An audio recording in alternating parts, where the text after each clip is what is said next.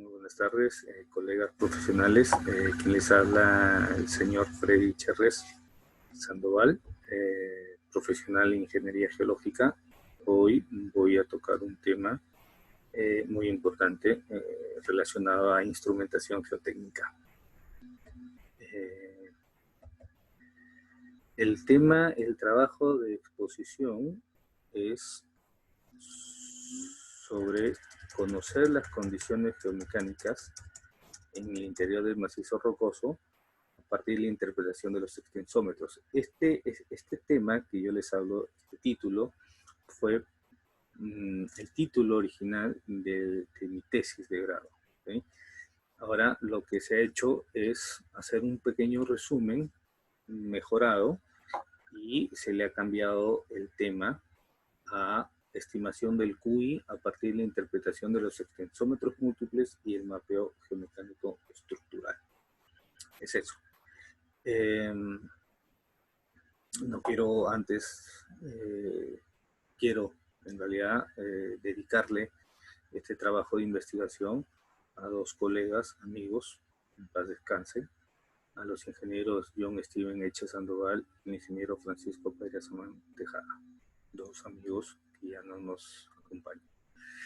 Entonces, el tema de investigación es estimación del QI a partir de la interpretación de los extensómetros múltiples y el mapeo geomecánico estructural. Como dije, este tema es un tema resumen del grado de tesis que proviene del estudio de la central hidroeléctrica Quitaraxa. Esta central hidroeléctrica se ubica en el departamento de Ancash, provincia de Huaylas, distrito de Yuramarca. En sí, esta central consiste en la captación en las aguas arriba del agua a partir de dos estructuras principales. Una, el embalse de regulación, que estaría ubicada en el eje del río Quitaraxa, y el otro, una caverna desarenador que está ubicada en el interior de la montaña. ¿Sí? El estudio de este trabajo viene de esta caverna, de esta caverna desarenador. Entonces, estas dos estructuras se conectan entre sí, se conectan aguas abajo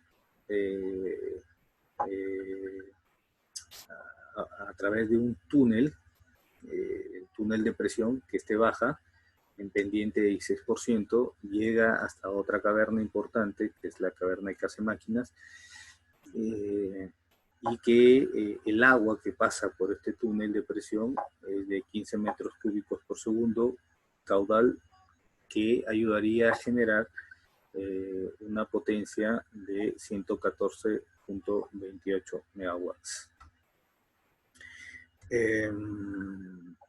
Bueno, esto es la central hidroeléctrica. La diferencia de cota de ambas, digamos, desde la captación hasta la generación de energía es de 855 metros, lo que generaría 85 bares de presión ahí en las turbinas Pelto. ¿Sí?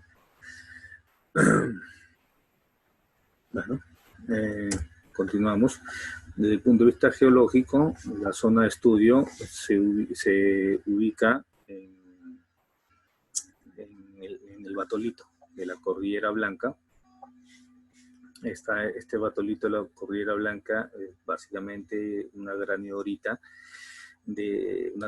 leucocrata de grano medio a grueso, ¿sí? Y que en todas las estructuras que hemos construido, túneles, piques, cavernas, hemos encontrado una foliación muy importante, ¿sí? Esto es un tema ya tensional que no lo estoy tocando en este tema, puede ser otro tema aparte para explicar. Creo que este fenómeno originó en su momento sobre excavación en macizo rocoso, sobre todo formando lajas, ¿sí? Esto concentrado en la zona de los hastiales.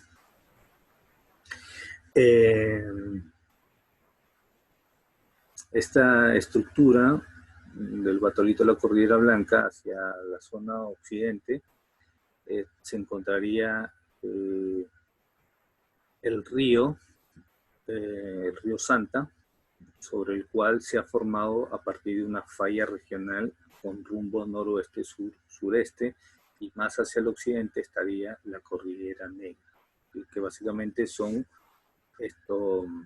formaciones sedimentarias, ¿sí?, de ambiente marino, ¿sí?, básicamente marino.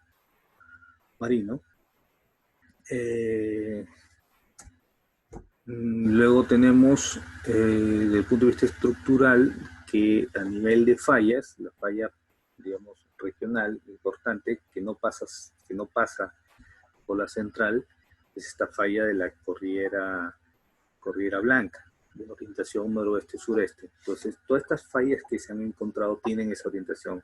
Ahora, esto a nivel de estructuras menores, de fracturamiento de las diaclasas, también estarían relacionadas, también tendrían estos sistemas. Por ejemplo, en el diagrama derecho inferior del Gibbs Major Planes Plot se aprecia, por ejemplo, los tres sistemas principales, dos de ellos orientados al suroeste y otro orientado al noroeste, pero las tres tendrían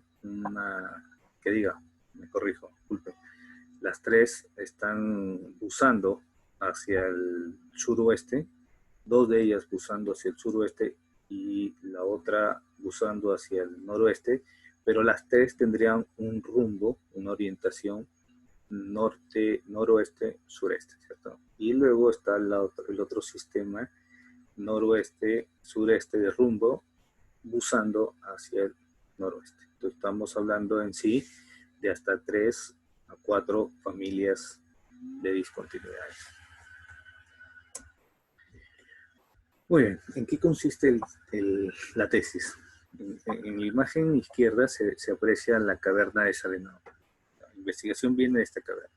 Esta caverna tiene una longitud de 129 metros, un ancho de 15 metros y una altura de 14 metros. En esta caverna se instalaron 9 extensómetros ubicados en la progresiva 30, en la progresiva 90, en la progresiva 120 y hacia la tapa, hacia la progresiva 129.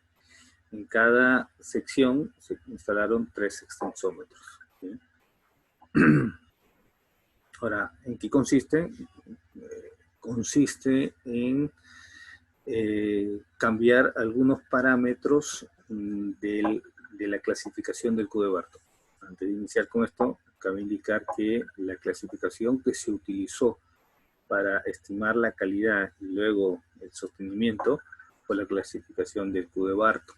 ¿Sí? Como sabemos, Barton contempla para la estimación de la calidad de la roca 6 parámetros, ¿cierto? El RQD, que básicamente es el grado de fracturamiento del macizo, el JN, el número de familias, el JR, la rugosidad, el JA, el grado de alteración, el JW, la presencia de agua, y el SRF, que tiene que ver con el tema tensional, el estrés, ¿cierto? Entonces, lo que se está haciendo en este trabajo es estimar 3 variables a partir de la interpretación de los extensómetros múltiples y a partir del mapeo geomecánico otro parámetro más. Estimar a partir de este mapeo otro parámetro más. ¿Cuáles serían? El RQDI y el JAI. Estos dos parámetros se estimarán de la información de los extensómetros, mientras que el JNI se estimará de las proyecciones que se hagan del mapeo geomecánico estructural. Entonces son estos 3 parámetros que se van a volver a estimar, ¿sí? Mientras que los otros 3 parámetros, es decir, el JR, JW y el SRF, serán los mismos parámetros que se obtuvieron en el mapeo in situ. Entonces con esto se pretende estimar un nuevo QI, que es básicamente el Q de Barton, estimado en el interior del macizo rocoso. Es eso, esa es la filosofía de este trabajo de investigación. Muy bien, hablando un poco de los extensómetros. El modelo de los extensómetros es 1280 de la familia Geocon tipo A6, de tipo BWMPBX. El transductor de Geocon también, 4450 BW. Los extensómetros en su momento, ya lo mostraré en una gráfica, se instalaron a distintas profundidades. Las lecturas del instrumento tienen una exactitud de 0.2 milímetros. La resolución del equipo es de 0.05 milímetros y la varilla sometida a una deformación es de 0.025 milímetros. Ahora, como son 9 extensómetros, yo de la cual voy a hablar solamente de 3, es el extensómetro 1, 2 y 5, estas cajas Data Logger A, B y C registran la información de 3 extensómetros. ¿Sí? La frecuencia de lecturas originalmente se hizo cada 12 horas y luego se cambió cada 24 horas. Ahora, para mencionar que los dueños de esta central hidroeléctrica o los responsables del manejo de esta central es la empresa Engie, que en su momento tenía cambió el nombre, ¿cierto? O tenía un nombre original de Mersur. Las empresas constructoras fue el consorcio JME, conformadas por las empresas JJC y Merrasuri. La supervisión estuvo a cargo de Tractebel y Leme, y los diseñadores, la empresa POIL. Ahora, la instalación de la instrumentación geotécnica, sobre todo en estos extensómetros, estuvo a cargo de la empresa Geomecánica Latina. Ellos fueron los responsables al inicio de la instalación y del monitoreo. Luego ellos pasaron la información al consorcio constructor y eventualmente pasaron a nosotros. Yo pertenecía a la supervisión. Y fue a partir de aquí es que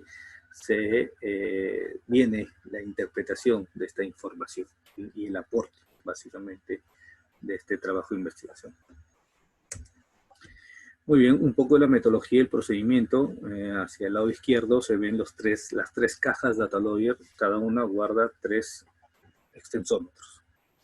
Al lado derecho se aprecia la ubicación de los anclajes o de los sensores, ¿sí?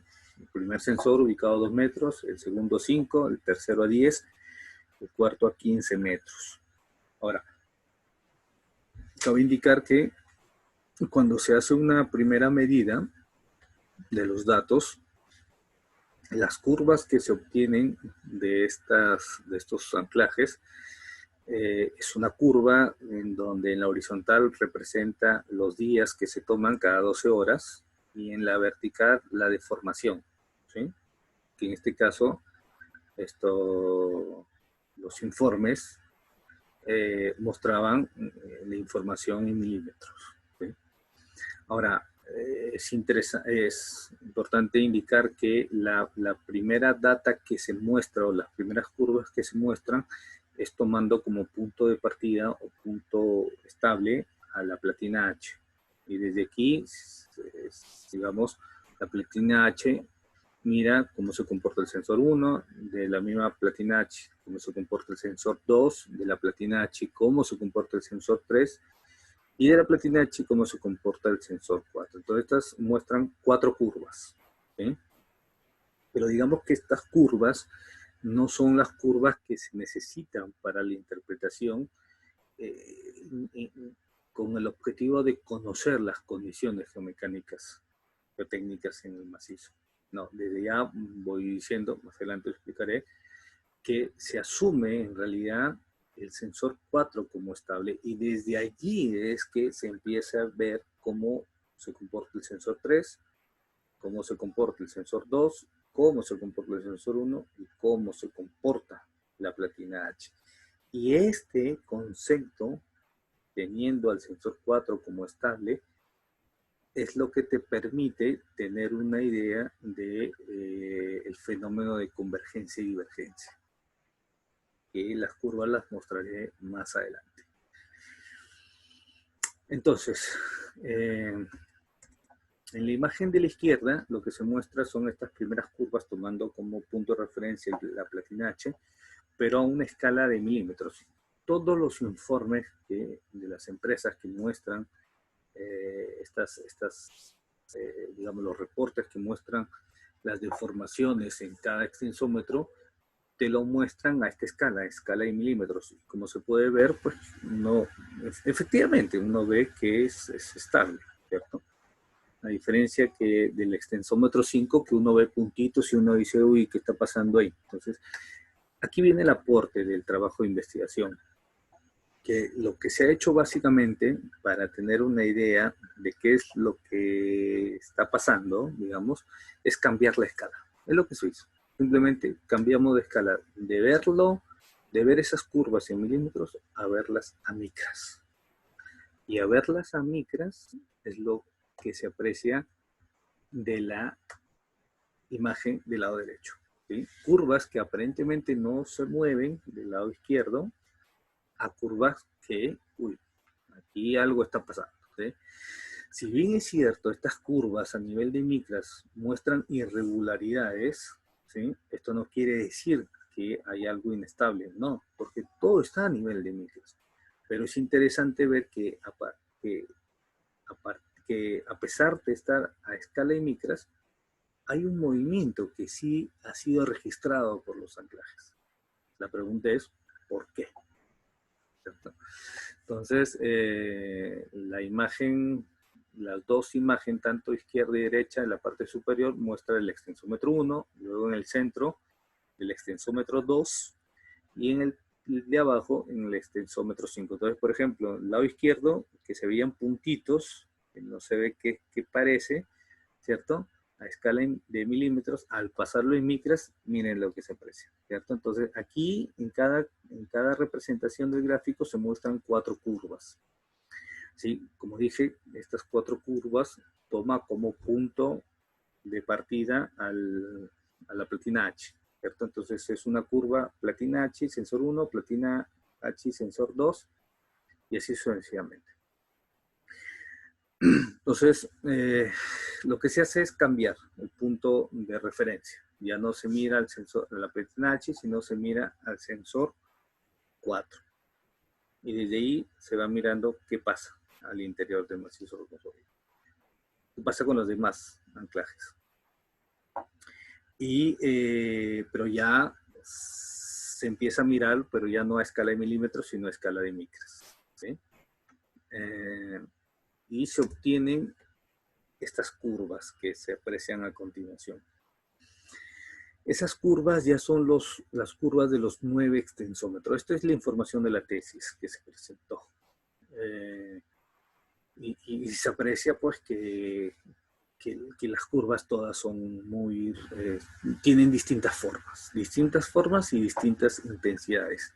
No quiere decir que estas intensidades en forma de serruchos, como se ven algunas, y con picos altos, indique inestabilidad, no, porque todo se está viendo a nivel de micras. La pregunta es, ¿por qué a este nivel de micras presentan curvas de formas y de intensidades distintas? ¿Por qué?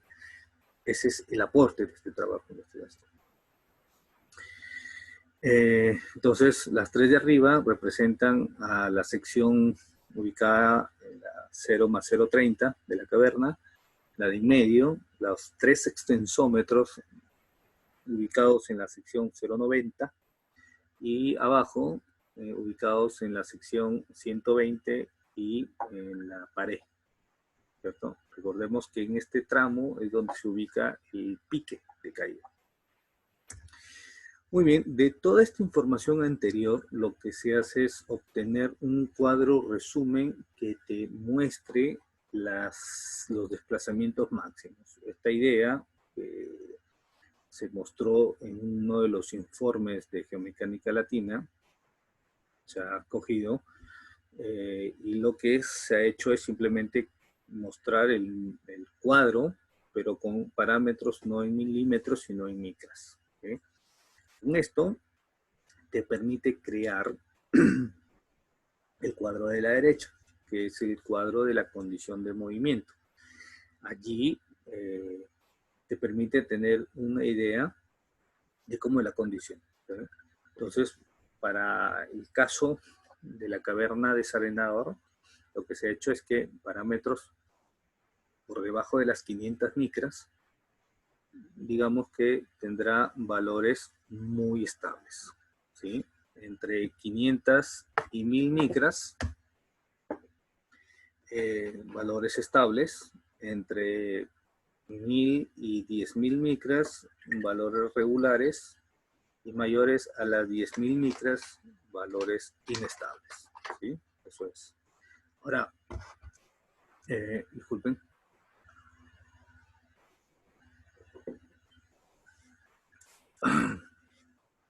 Ahora, este es el cuadro que muestran,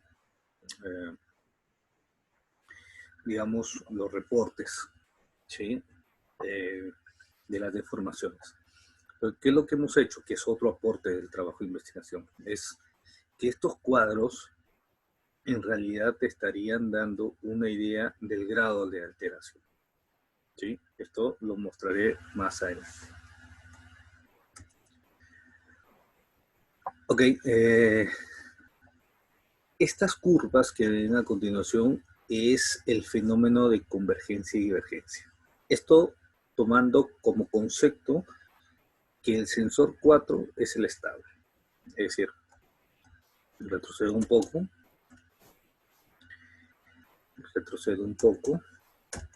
Aquí.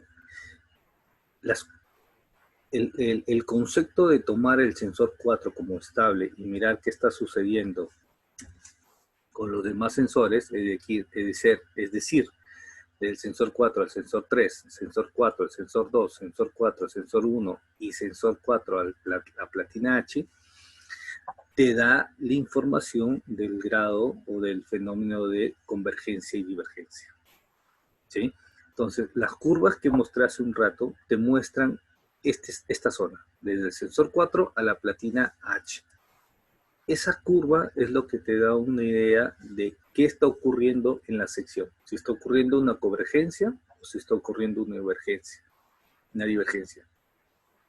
¿Cómo se lee esto? Básicamente, a grosso modo, por ejemplo, el sensor 4 está ubicado de la platina a 15 metros. ¿Sí?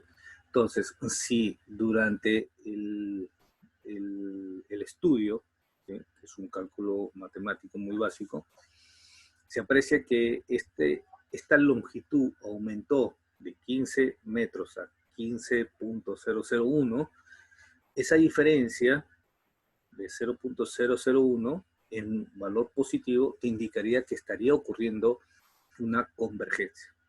Es decir, que la sección se está yendo hacia el vacío.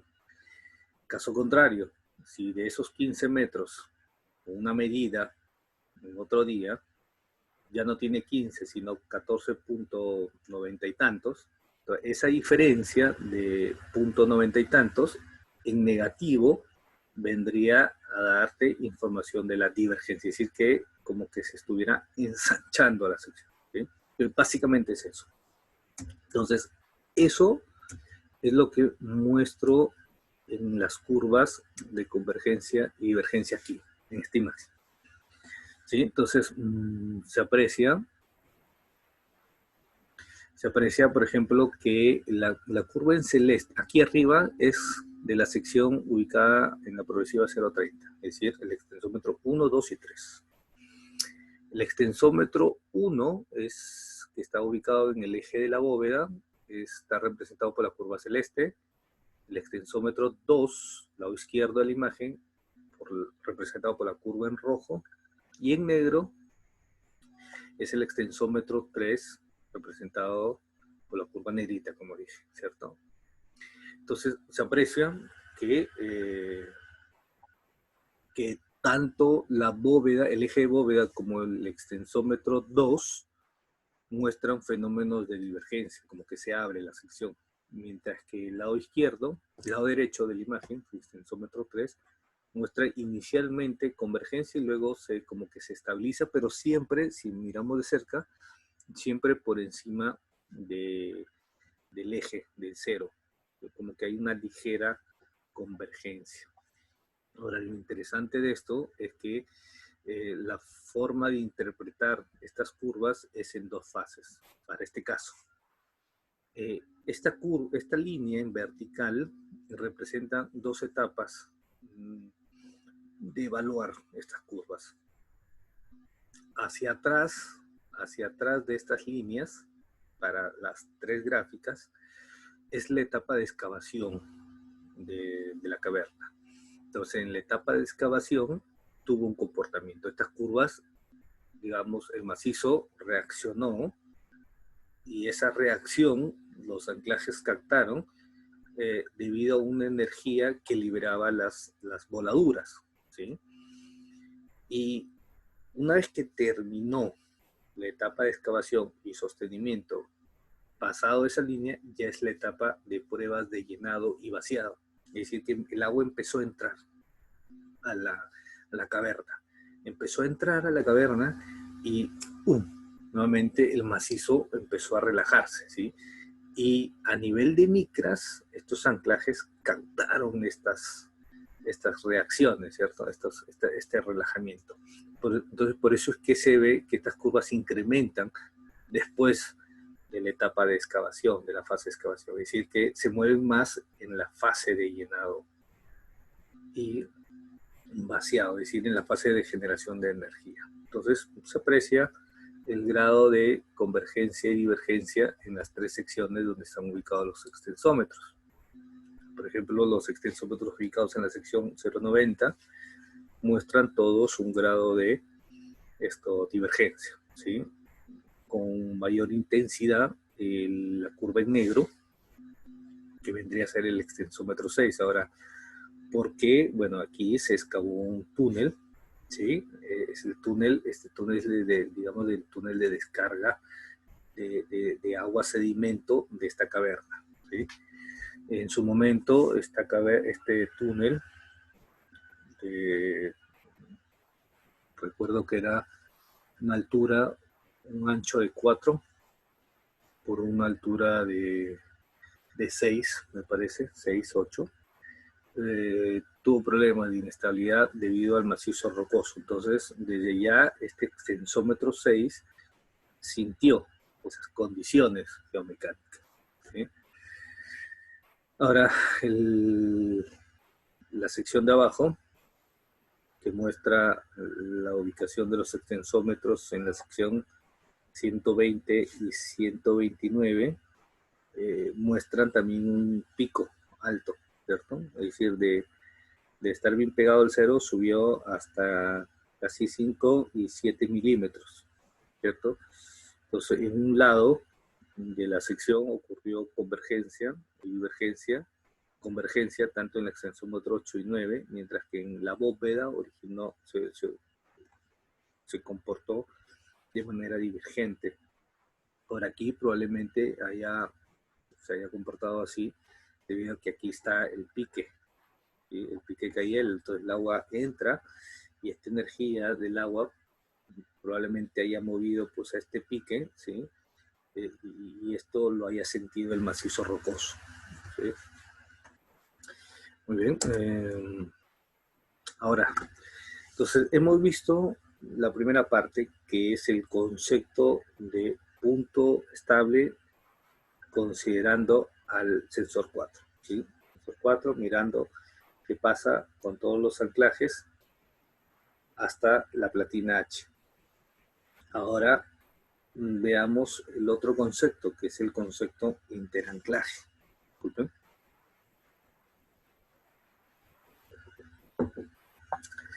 El otro concepto de interanclaje El otro concepto es el concepto de interanclaje, que de acuerdo a la documentación de geomecánica latina, indican que es las deformaciones que ocurren del macizo rocoso que ocurren entre dos anclajes. Es decir, platina H, sensor 1 o anclaje 1. Luego, ¿qué ocurre entre el anclaje 1 y anclaje 2? Anclaje 2, anclaje 3, anclaje 3, anclaje 4. Entonces, es todas esas deformaciones que ocurren de manera interanclaje. Eso es. Entonces, lo que se muestra a continuación son las curvas interanclajes.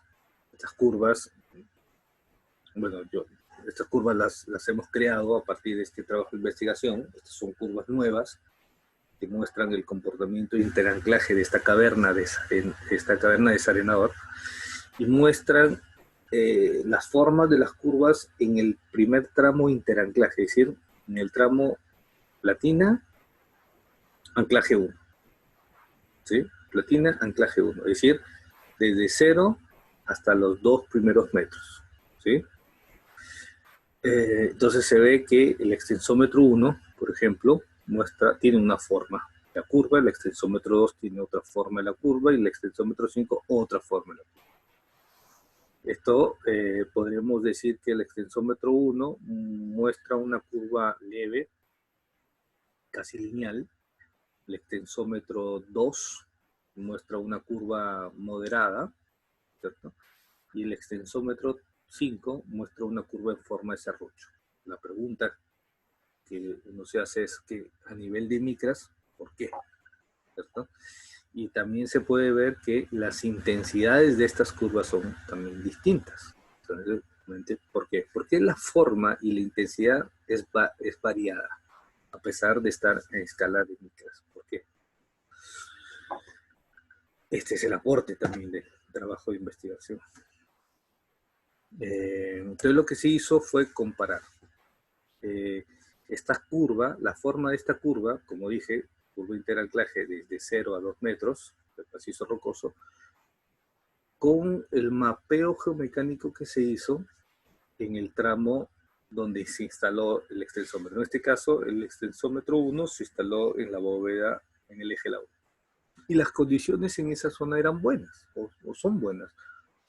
Le hicieron un RQD 95, pátinas de oxidación, y se ve que efectivamente esta zona buena, geotécnicamente buena, estaría continuando hasta estos 2 metros, donde estaría este anclaje. ¿Sí? Entonces, con esto uno tiene una idea de que la condición que uno ve en superficie todavía continúa estos 2 metros porque el sensor se comportó de esa manera, de acuerdo a la condición geotécnica que uno ve en superficie.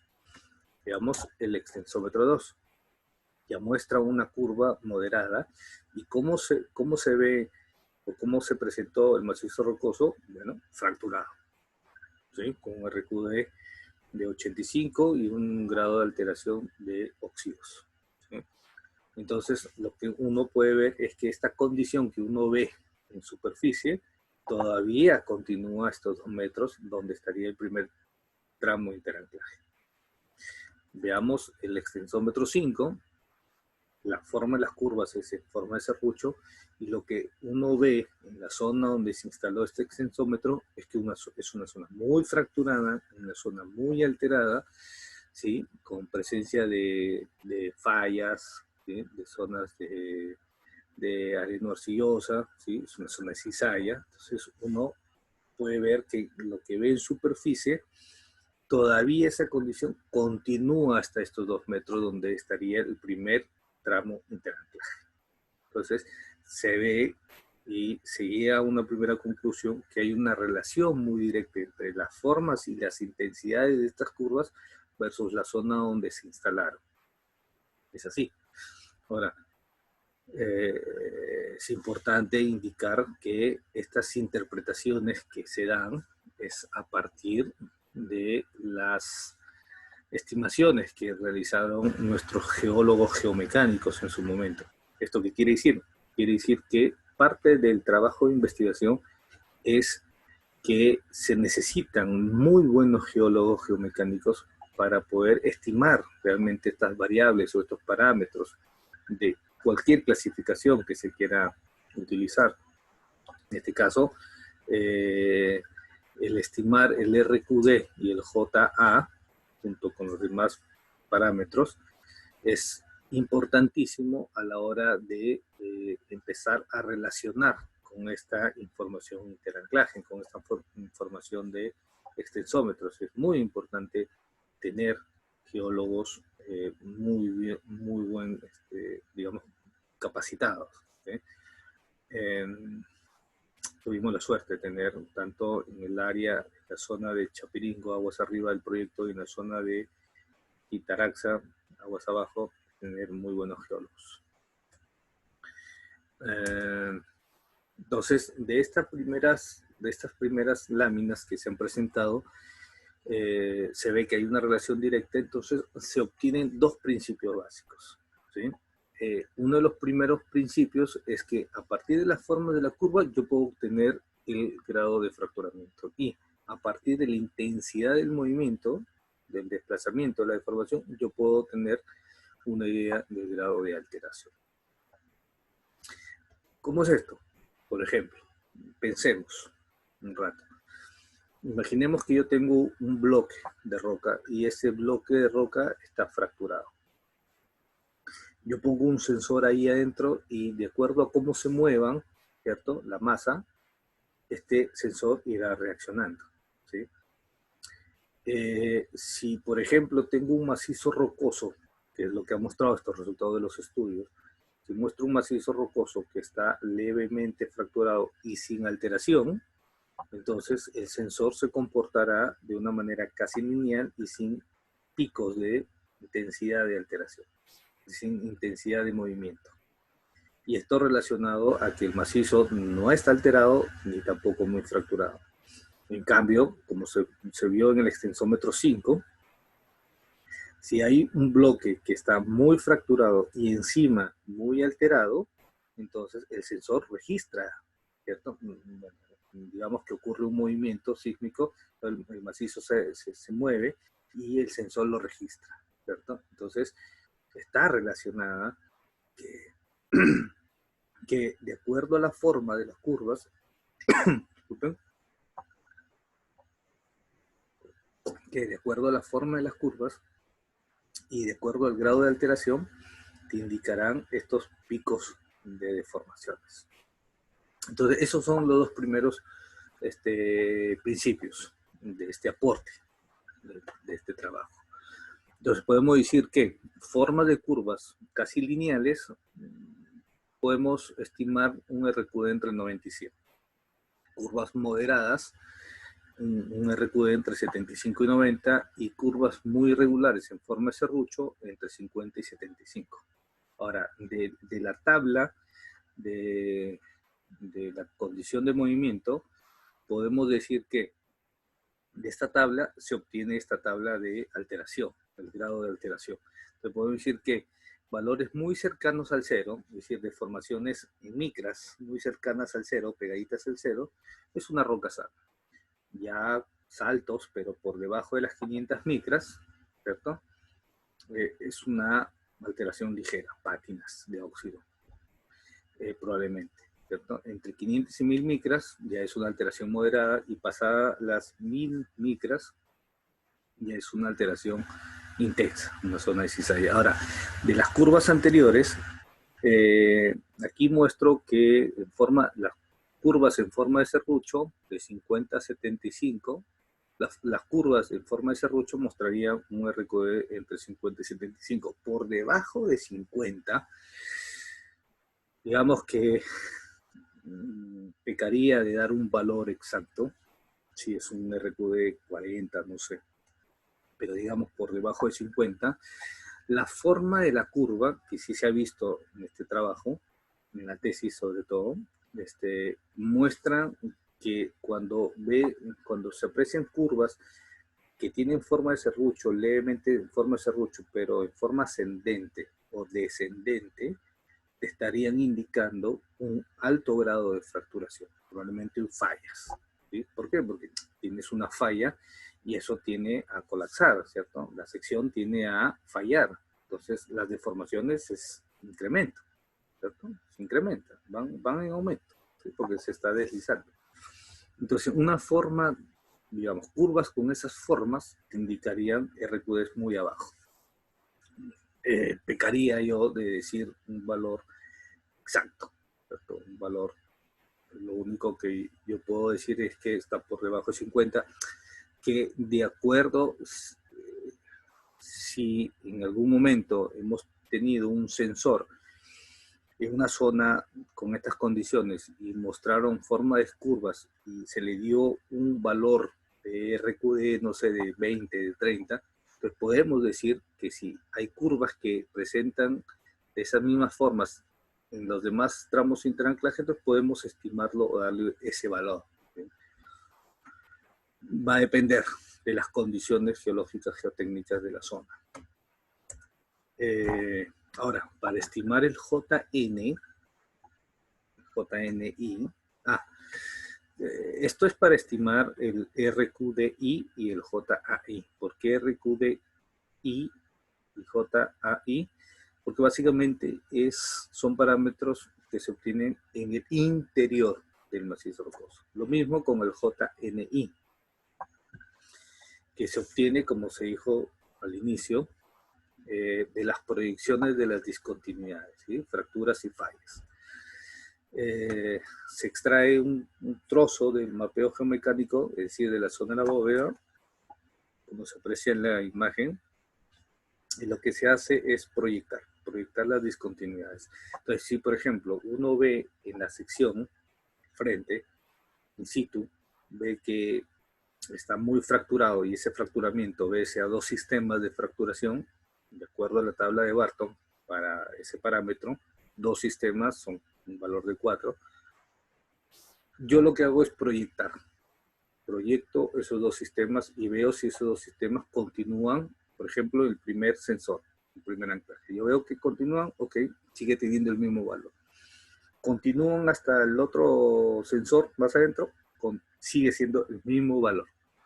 Ahora, de los laterales, en la sección donde yo evalué, si una de esas fracturas se mete, ¿cierto? Y llega hasta el sistema, hasta uno de los sensores más al fondo, y este sistema varía un poco del tramo donde yo evalué, entonces sería otro sistema. Por lo tanto, ya yo considero, ya de acuerdo a la evaluación que yo tenga ahí in situ, podré considerarlo como un sistema aleatorio o quizás otro sistema más, un tercer sistema. Entonces el valor ya sería, por ejemplo, 9, ¿cierto? Entonces, así se obtiene este JI, de las proyecciones de las discontinuidades en el interior del macizo rocoso. Y de acuerdo a qué familias pasen por ahí, en cada sensor, se obtiene el valor del JNI. Eso es básicamente. Entonces, este plano de arriba muestra un plano en, digamos, planta, ¿cierto? Y el de abajo muestra un plano en perfil, digamos, ¿sí? En perfil longitudinal, ¿sí? Aquí al lado izquierdo es por donde entra el agua y aquí abajo aquí abajo es el pique, ¿sí? Este es el final de la caverna. Entonces, estas, digamos, circunferencias vendrían a ser la posición de los extensómetros, en este caso el extensómetro 7. Aquí estaría el extensómetro 4 y aquí estaría el extensómetro 1, ¿cierto? Aquí estaría el extensómetro 9, ¿sí? Entonces, dependiendo de las familias de las discontinuidades que pasen por estos sensores, nosotros le daríamos el valor del JN. Muy bien, ahora, después de haber hecho todo el análisis y ver que efectivamente hay una relación entre la zona donde se instaló el extensómetro versus cómo se comportó el tramo interanclaje, lo que se hace es, se colocan las demás curvas interanclajes para ver ahora cómo es el comportamiento ya en el interior del macizo rocoso. Y por ejemplo, lo que se aprecia en el extensómetro 1, aplicando los principios básicos, que en celeste viene a ser el primer tramo interanclaje, es decir, desde 0 a 2 metros. El rojo es de 2 a 5 metros, el verde de 5 a 10 metros y el naranjita o el naranja de 10 a 15 metros, ¿sí? Entonces, se ven que las formas de las curvas son iguales. Entonces, por lo tanto, aplicando el principio básico, se aprecia que la condición buena que se vio en la sección in situ, en las paredes de la excavación, continuaría hasta la profundidad de 15 metros.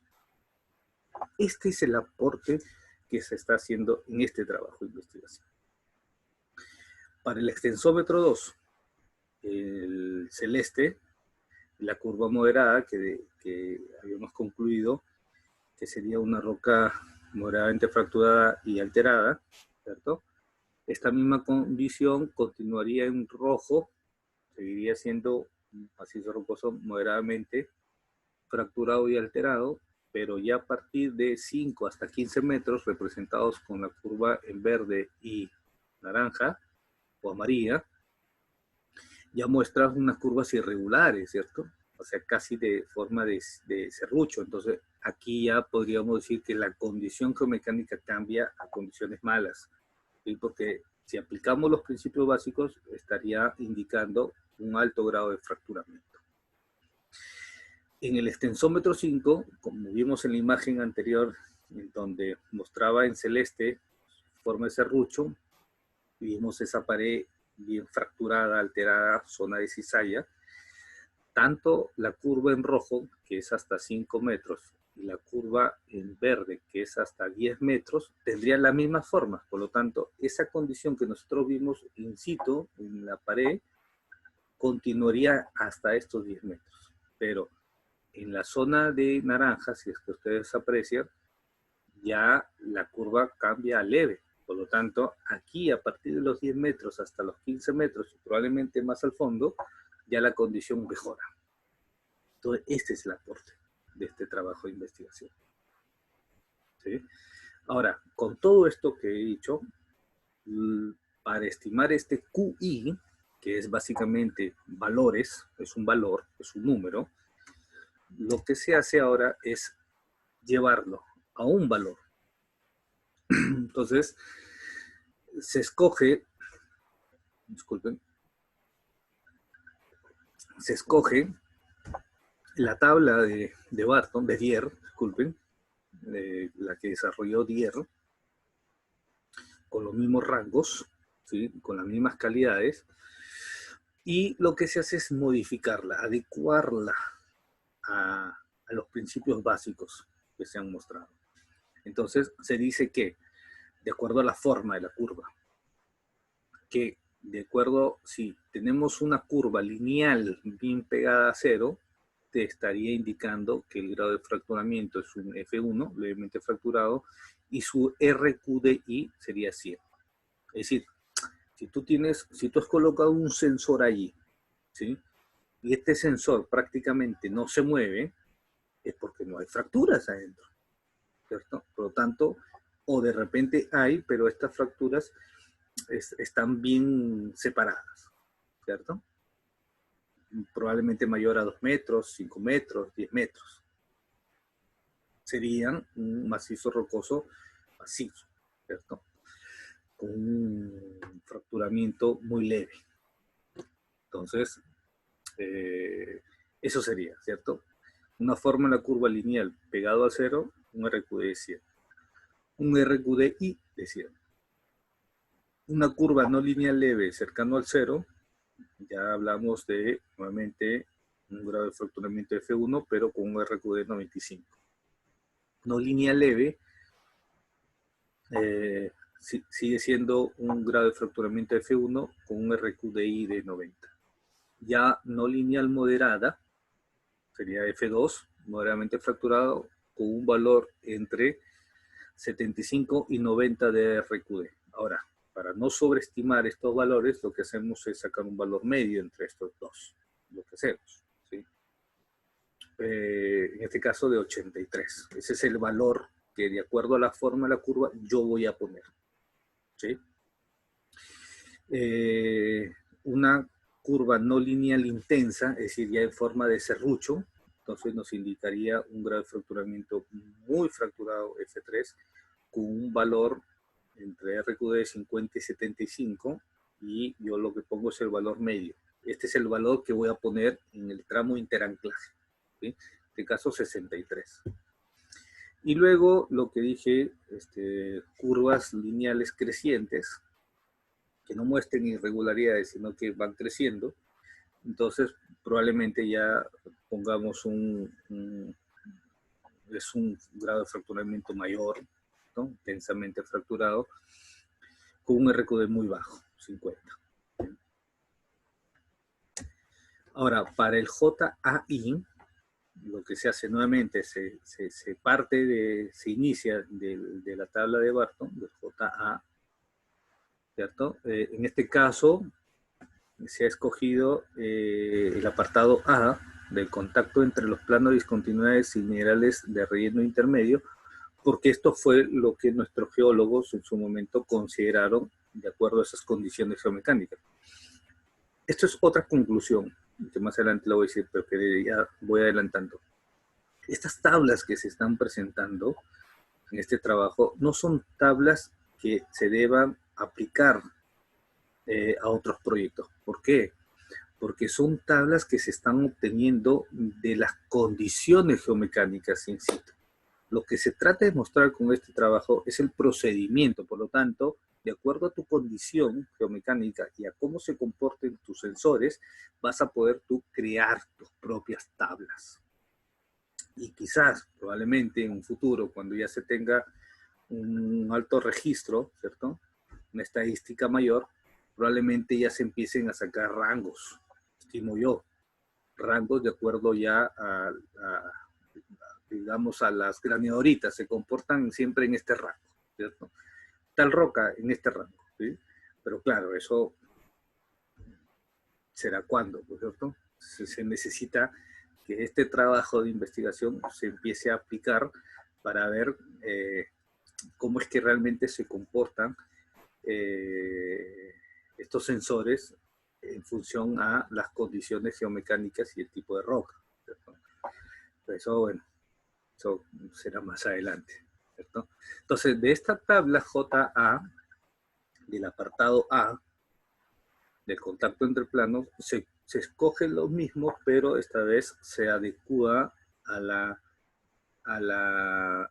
grado de movimiento, al grado de deformación. Entonces, por ejemplo, contacto entre paredes, que es el apartado A que se escogió digamos, de la condición de esta caverna.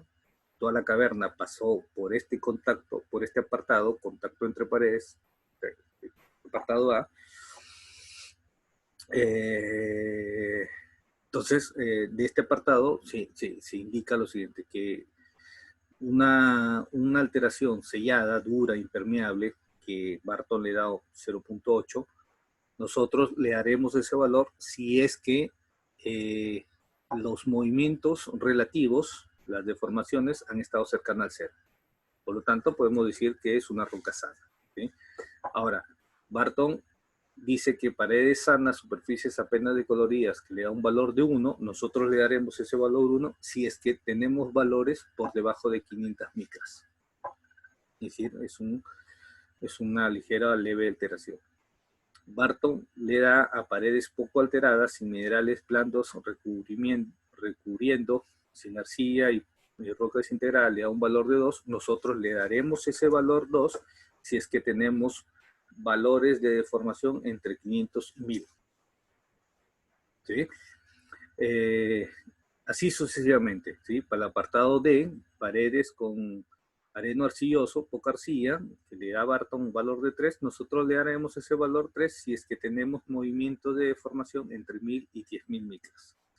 Y superadas estas 10.000 micras, ya prácticamente estaríamos relacionados a una alteración bastante alta, una zona de cizalla, ¿sí? Zona de fallas locales, regionales, digamos, ya con características de materiales blandos, ¿cierto? Arcillosos, ¿sí? Entonces, entonces, los valores que le da Barton en su tabla, nosotros podemos escoger estos valores relacionándolo con la intensidad de las deformaciones.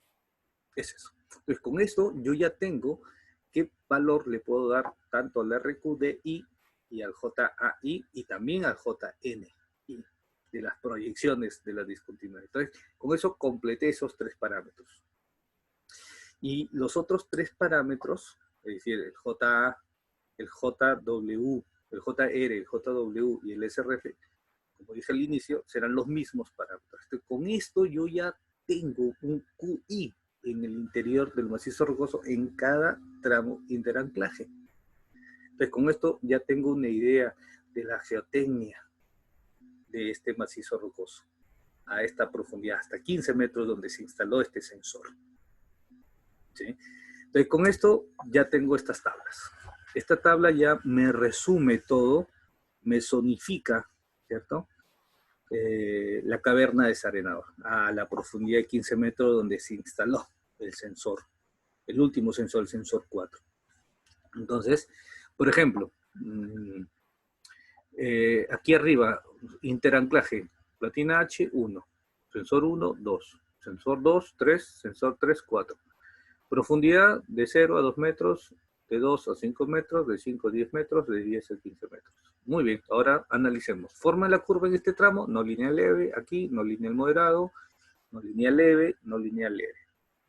Rango de movimiento entre 36 y 374, entre 288 a 194, entre menos 193 a más 180, entre menos 251 a más 79.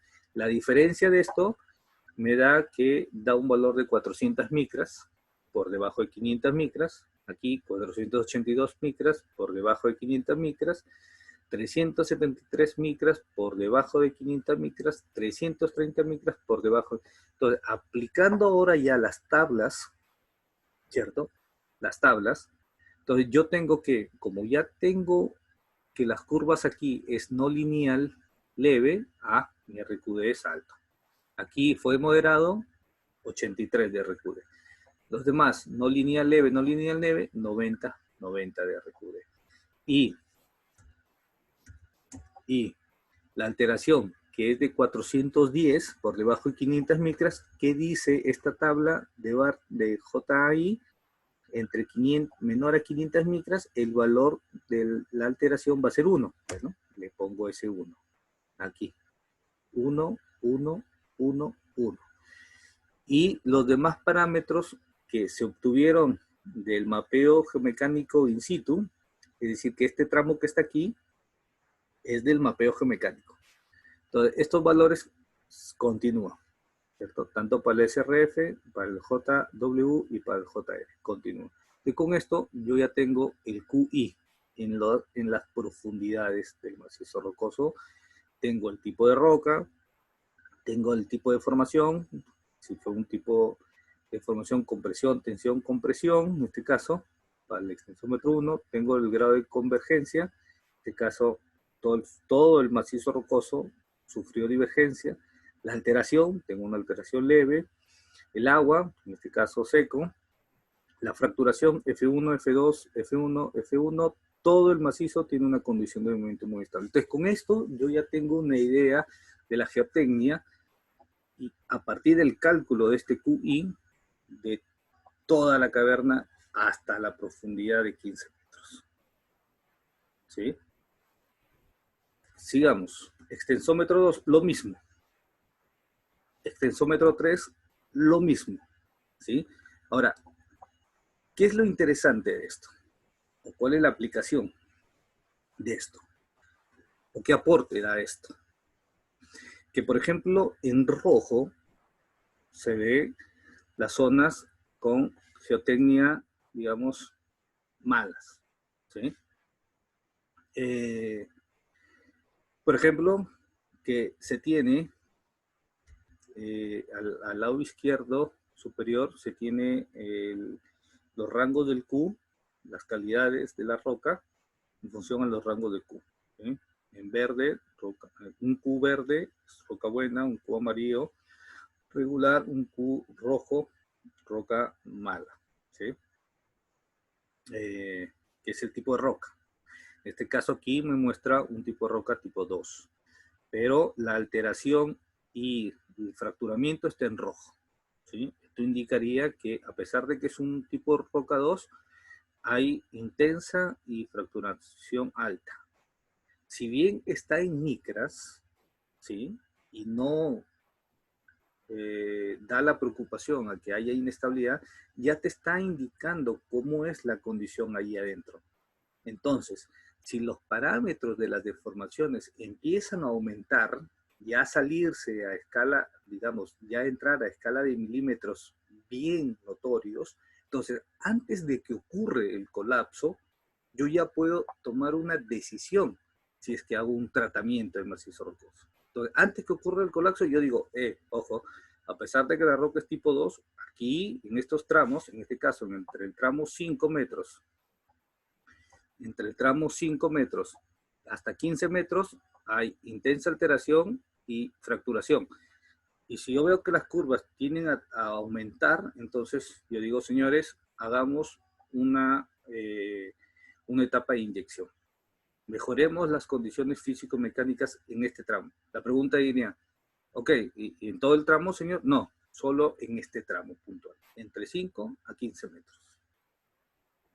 Eso es el aporte de este trabajo de investigación, que se puede tratar, se puede mejorar las condiciones físico-mecánicas del macizo rocoso, ya no en todo el tramo, para evitar estos costos, sino que en identificando las zonas con condiciones geotécnicas malas a partir de toda esta metodología de trabajo. Lo mismo, por ejemplo, para el extensómetro 5. Recuerden la imagen, se ve que efectivamente es una zona de cizalla, las curvas muestran formas así, las alteraciones muestran estas en rojo, ¿cierto? Condición de movimiento regular, pero digamos que está estable, porque todo esto lo estamos mirando a nivel de micras, ¿sí? Pero si las tendencias de las curvas empiezan a aumentar, porque lo interesante de este QI de Barton es que es dinámico, ¿sí? Que empezará a moverse de acuerdo a cómo se vaya moviendo el macizo rocoso. Si el macizo rocoso, por alguna razón, empiece a fallar, entonces ya desde el nivel de micras ya lo estamos viendo. Entonces, si las tendencias empiezan a aumentar, entonces, antes que ocurra el colapso, nosotros podemos decidir si es mejor tratarlo. Entonces, la pregunta es, señor ingeniero, ¿a qué profundidad o qué? ¿A qué profundidad tratamos el macizo? Ah, bueno, de acuerdo a las interpretaciones, podemos tratar el macizo rocoso desde 0 hasta 10 metros.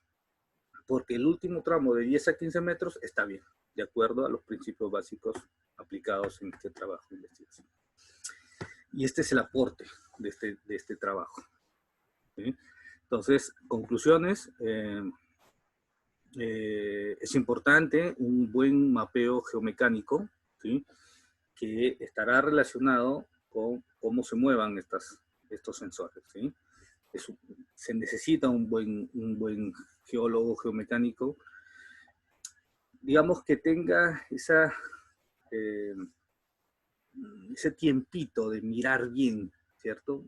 Al macizo rocoso, no ir mapear por mapear y luego salir, no. Necesitamos a alguien que mire bien a ese macizo rocoso, ¿sí?